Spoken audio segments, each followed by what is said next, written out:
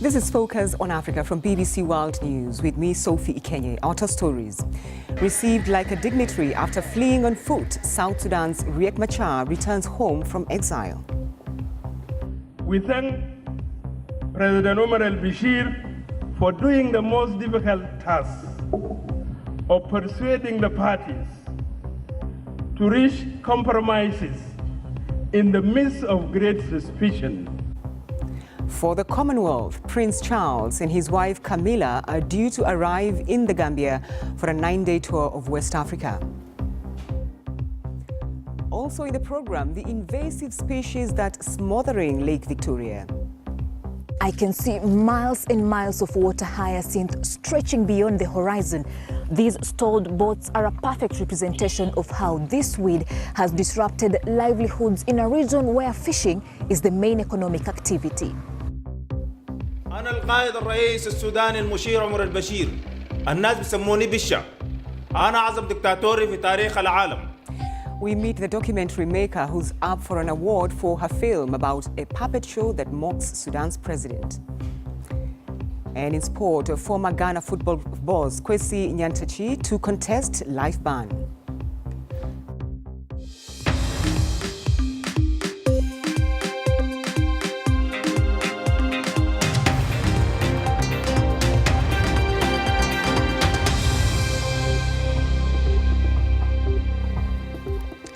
Thanks for joining us on Focus on Africa from BBC World News. For the first time in more than 2 years, South Sudan's former vice president and rebel leader Riek Machar has returned to the country. He fled in July 2016 under a hail of gunfire when an earlier peace accord collapsed.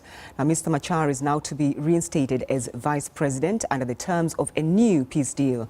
Today, he was welcomed by President Salva Kiir. Well, our Africa security correspondent, Tommy Oladipo, has been following developments for us from Nairobi. Tommy, quite a significant day for South Sudan today. Yes, indeed, Sophie. I mean, if you look back last month when South Sudan's leaders signed this peace agreement, they called it the final deal. Well, just how final is final? I mean, so far these leaders have had their critics, and with good reason, because the government and the opposition have not shown or have not proven that they are fully committed to peace. But this time, with Riek Machar's return, they're insisting that this time they mean business. It was the return of an exile as Riek Machar arrived in Juba. 2 years ago, he fled the nation on foot during heavy fighting between his troops and government forces. Today, he was received like a dignitary. As recently as last week, Mr. Machar insisted he would not return to South Sudan until President Salva Kiir's government fulfilled a list of conditions. But on Tuesday, his spokesman said both sides needed to trust each other if there was to be peace. The solidarity displayed at today's Peace Day celebrations was intended to be a sign that things were moving forward.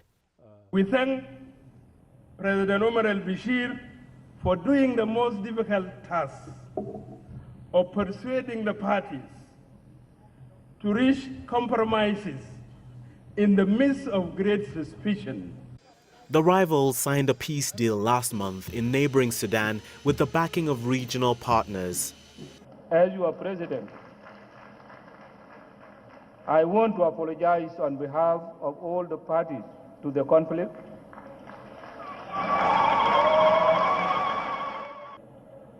Distinguished guests and compatriots, today marks the end of the war in the Republic of South Sudan.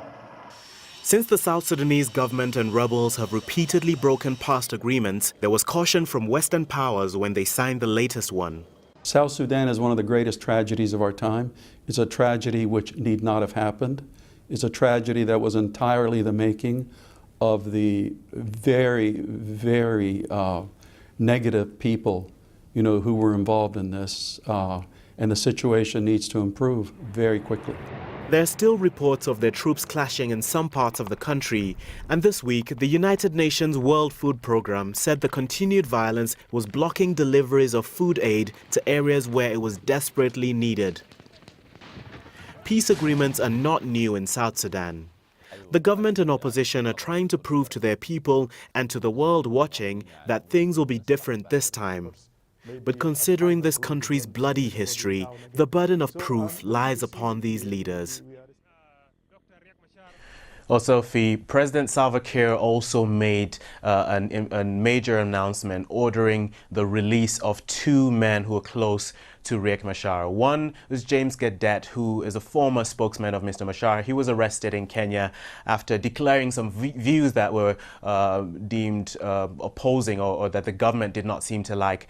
And the second man is William Endley, a South African national who was arrested, believed to have been an advisor of Riek Machar. He was arrested in 2016. Salva Kiir says that this man will be released and then deported back to his country, South Africa. These are part of what Riek Machar had asked for, some of the demands he made for his return. He wanted, or still wants, the release of political prisoners. So some significant developments there. Tomi Oladipo in Nairobi, thank you. Well, let's now take a quick look at other stories making the headlines across Africa. Congolese migrants trapped at the Angolan border are at risk of severe deprivation and hardship, according to the International Red Cross. They say around 300,000 Congolese citizens have been expelled from Angola since October, many without the means to return home. It follows attempts from Angola's government to reduce informal diamond mining and smuggling.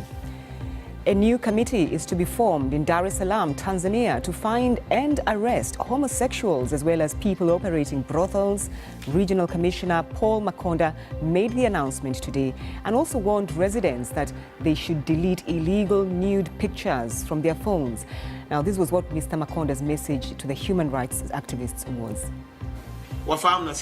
They should understand that we have our own laws as a nation. We have our own constitution as a nation, and we have our own culture as a nation. When we make our decisions, you should not interfere with us. 400 Shia Muslims have been arrested by Nigerian police following several days of protests in the capital, Abuja. More than 40 people have been killed since the demonstrations began over calls to release its leader, Ibrahim Zakzaky, who is accused of inciting violence and has been detained since 2015.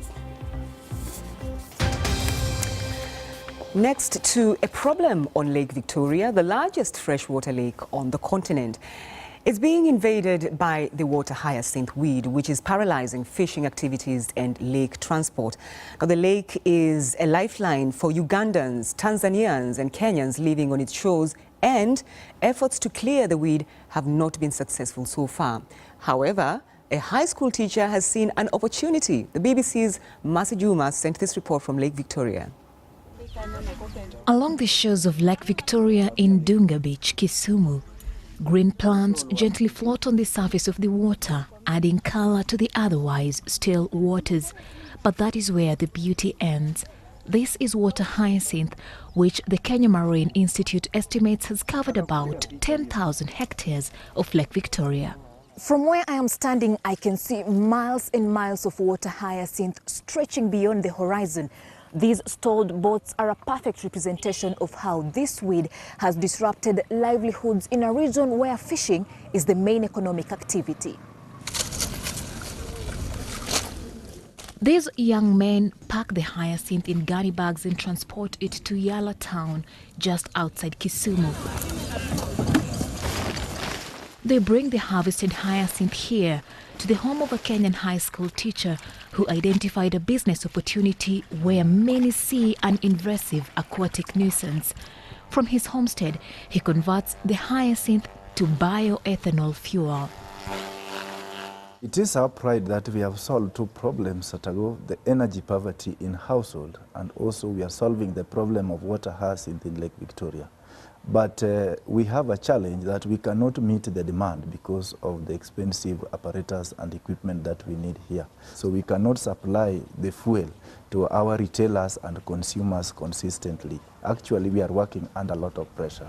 With the ban on logging in public forests in Kenya, prices of charcoal have more than doubled in the last few months. High taxation on petroleum products has also meant that kerosene prices have skyrocketed.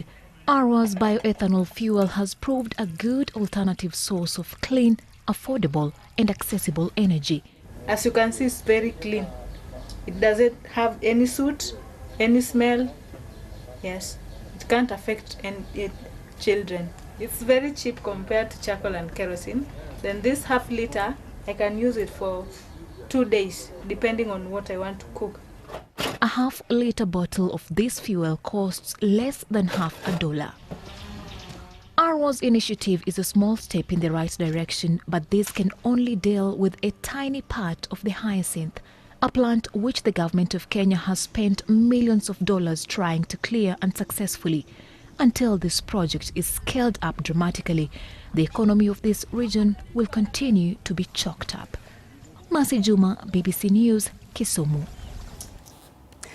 This is Focus on Africa from BBC World News. Still to come, Zambia's top female football referee dies after succumbing to injuries.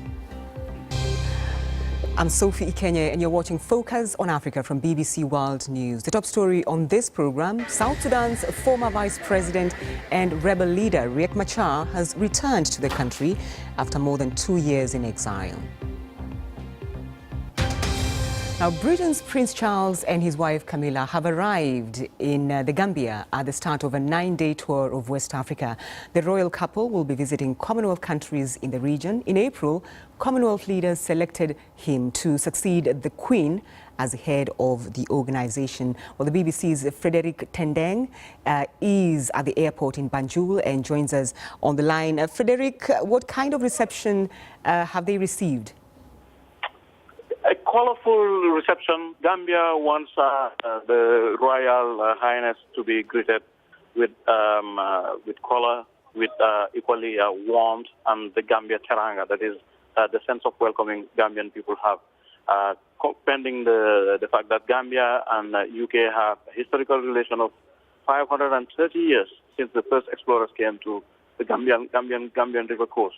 So the Gambia government, but equally the people of the Gambia and everybody is ready to welcome His Royal Highness with the Duchess of Cornwall. So what does the itinerary look like? What will they be doing in the Gambia? Yes, the first port of country, first call of entry naturally would be the airport. Actually, you have groups, cultural groups on display.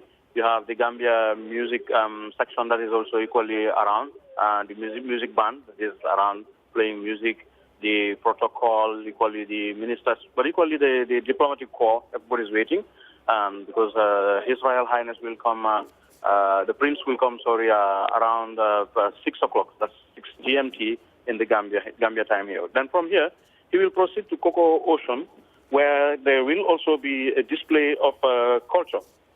They have a performance of kora, that is an ensemble of traditional West African with 21 string lute. It's a bridge harp, a cultural dance and acrobatic display equally in the tradition of Kayon Kalon, that's the Banjul, Kabekel and Fula Julo tribes. Then with that, it is going to be the end of the program for today. And tomorrow he will be welcomed at State House by the President, followed by an open encounter with Gambian people at McCarthy Square. All right. Frederick Tendeng, of course, you're our eyes and ears on the ground there in Banjul. Thank you. Now, the rebel puppeteers of Sudan, that's the title of a short documentary that's been nominated for the Rory Peck Awards, a prize which honors the works of independent camera people. It's been nominated in the news features category. Filmmaker Rupa Gogineni documented the making of the satirical puppet show Bisha TV, which mocks the Sudanese president Omar al-Bashir. It uses humor and satire to spark a national conversation. السلام عليكم يا اخواني. انا القائد الرئيس السوداني المشير عمر البشير. الناس بيسموني بشا. انا اعظم دكتاتوري في تاريخ العالم. قد عملنا لا لمنصب قد عملنا نحن للدين فداء فليدم للدين.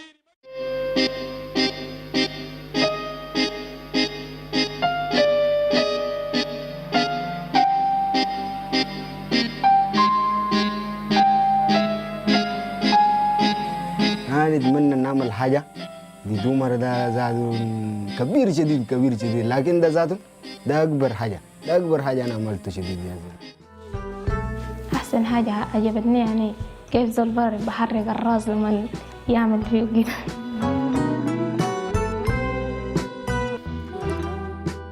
نحن ما عندنا إعلام لكن لما الحاجات اللي قاعدين نعملوها والإعلام حسي شغالين فيه ده احنا قاعدين نثبت لهم ونأكد لهم. And the documentary maker Rupa is with me in studio. Thanks for taking time to talk to us. Quite an exciting project this was. But the first thing that came to my mind when I watched it was I just wondered how the presidency received this when they started the skits. We can't be sure exactly. I mean, the people involved in the show were worried that maybe there would be some kind of retaliation, that maybe the government would start bombing more. And we don't know if there was any sort of correlation like that. There were definitely people that were unhappy.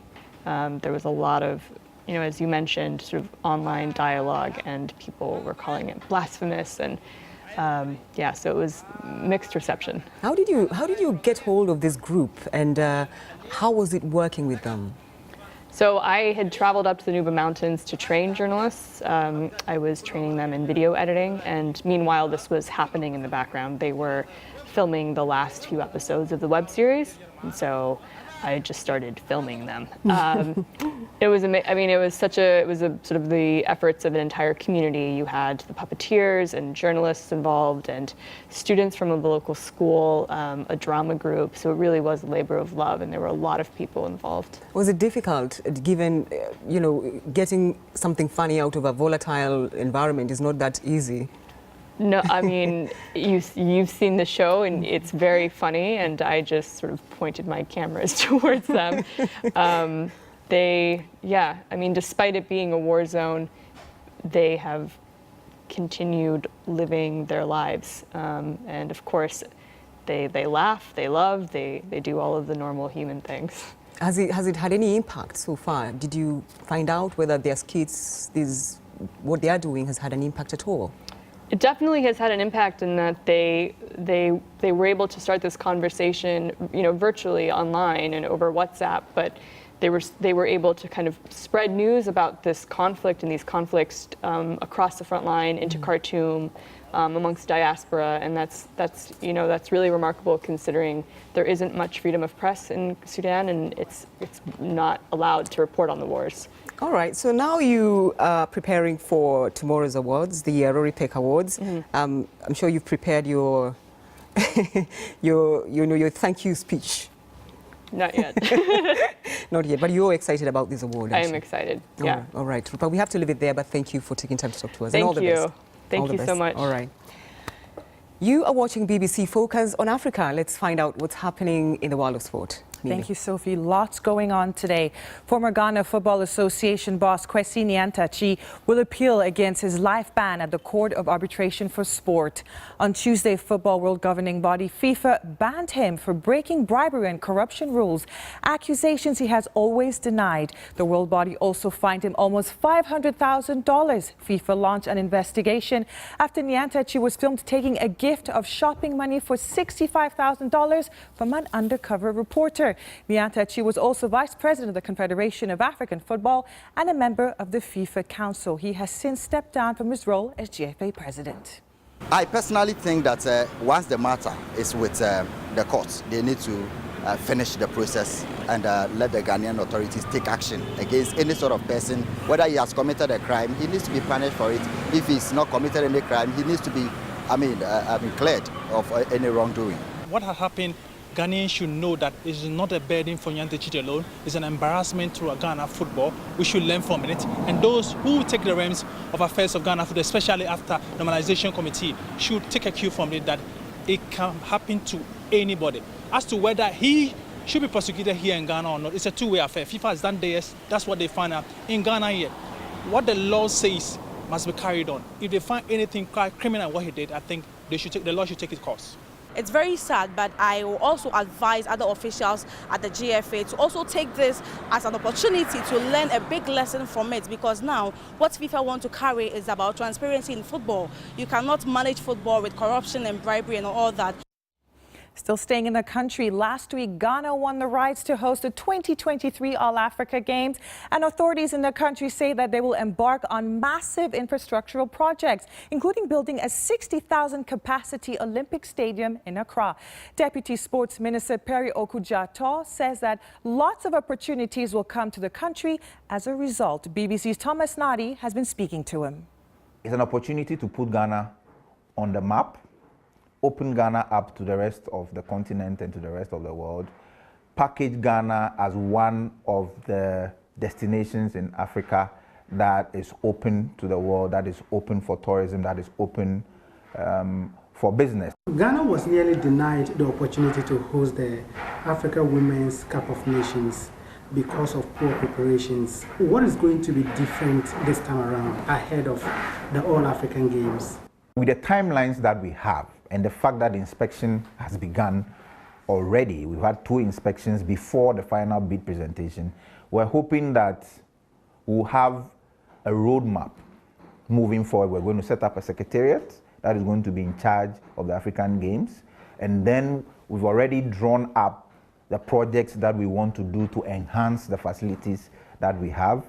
In all the cities that we're going to host the games, we have universities in these cities, and therefore accommodation issues in terms of where we're going to host the teams, the universities are going to provide accommodation for us in these cities. Ghana is hosting 2 major competitions. How is the country going to be able to afford all these competitions? In fact, as we speak, the NYA, an agency under the Ministry of Youth and Sports, is constructing 10 regional sports and youth excellence centers. And these are facilities that include sporting facilities.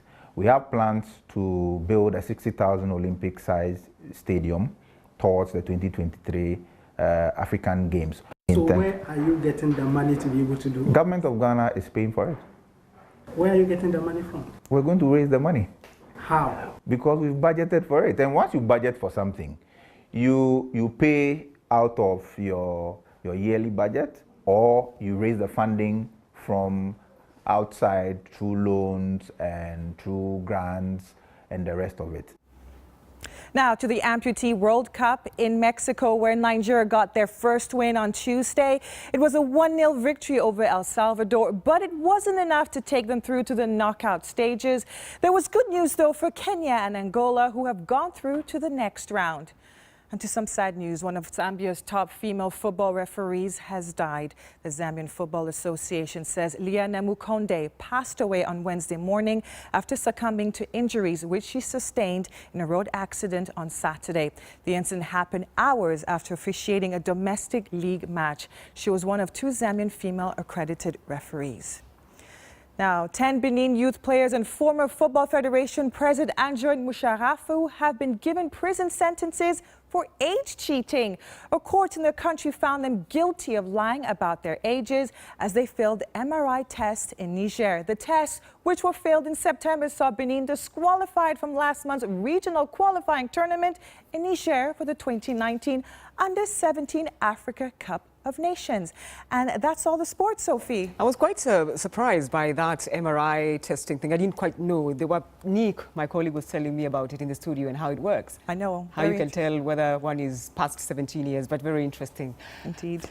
Well, don't forget, you can get in touch with me and some of the team on Twitter. I'm at CKenya. And of course, you can catch up with all the latest African news and current affairs on our website. That's bbc.com/Africa. Thanks for your company.